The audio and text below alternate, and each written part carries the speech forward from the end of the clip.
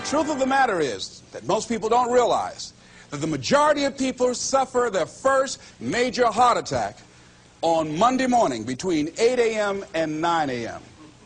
People getting ready to go to jobs that they don't like, jobs that are making them sick.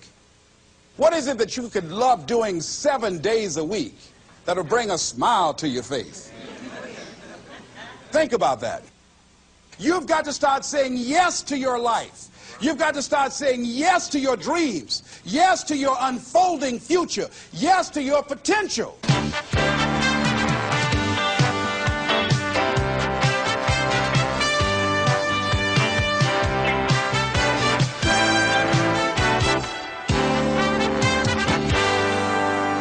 Les Brown's business is changing lives.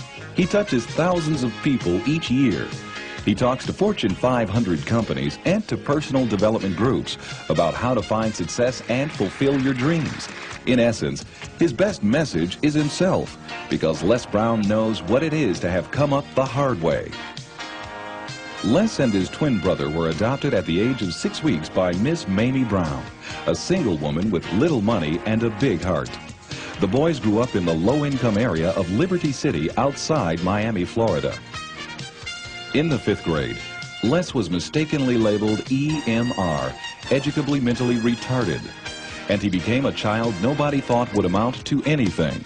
After making it through high school, Les set out to prove them wrong. He started on the radio, moved to Ohio, and made himself a local star as a fast-talking disc jockey. He soon became an influential community spokesman. Then he ran for the Ohio State Legislature, where he served 3 terms and became chairman of its Human Resources Committee. Les Brown is now a nationally acclaimed motivational speaker who's taught thousands of people the techniques he's used to overcome the obstacles he's faced in his own life.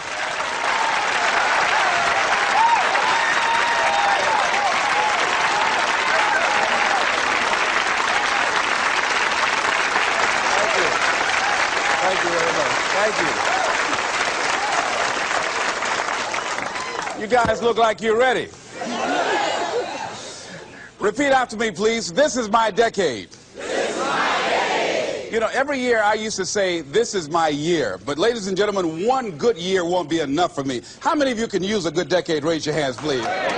Fantastic. All right, now, here's what I want to do. I want to share with you how you can begin to make this your decade.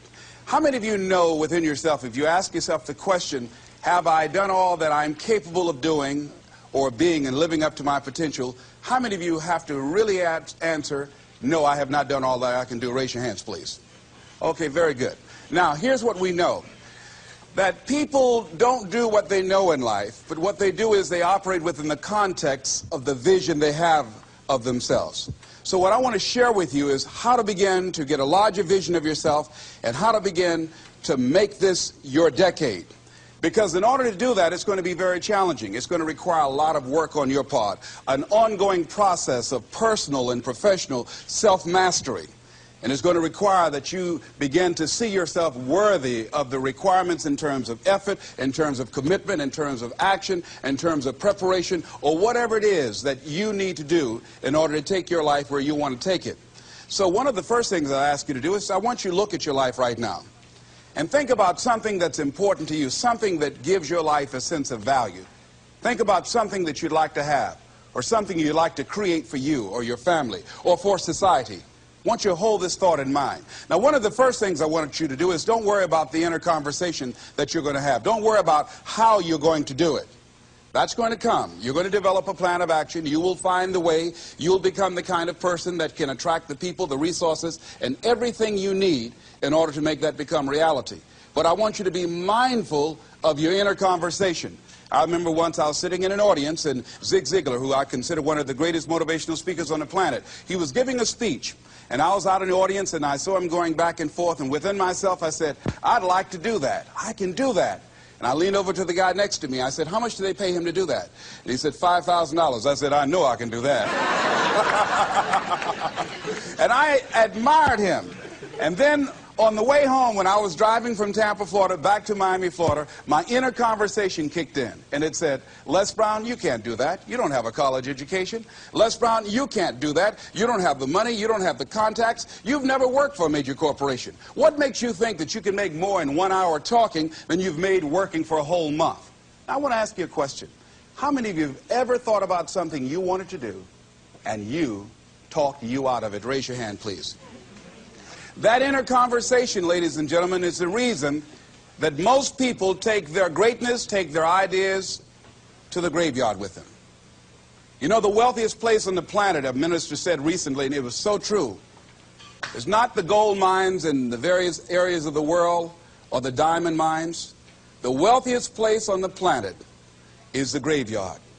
Because in the graveyard we will find inventions that we never ever were exposed to.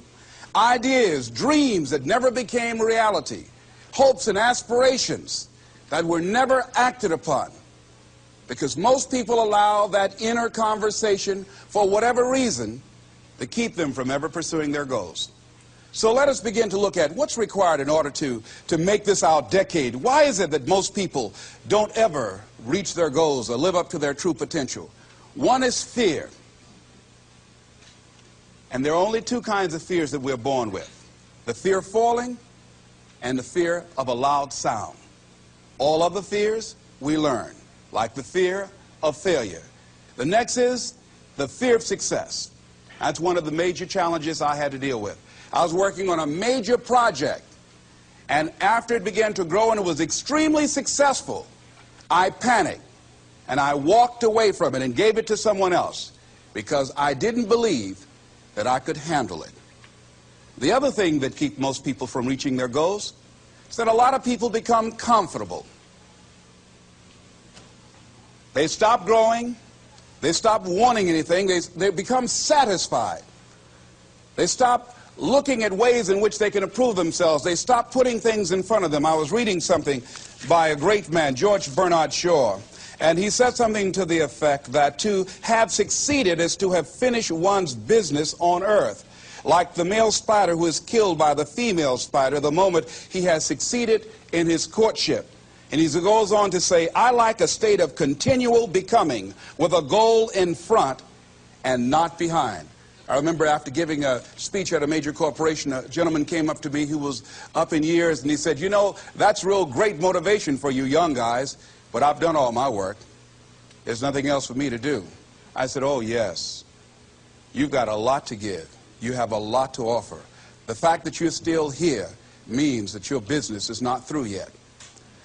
The other thing that keeps us from reaching our goal is not feeling worthy. That's where a lot of people get stuck. Because, see, when you don't feel worthy of your goal, you will begin to unconsciously engage in self-destructive behavior, like procrastinating, constantly putting things off, squandering your time, and that's what life is made of. Something else that keeps us from reaching our goal, and that is many times because we spend so much time complaining and blaming everybody or everything.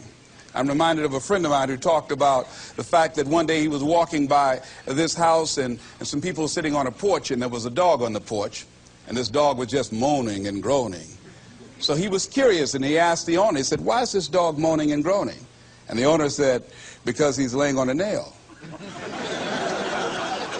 He said, well, why doesn't he get off? He says, it's not hurting bad enough for him to get off.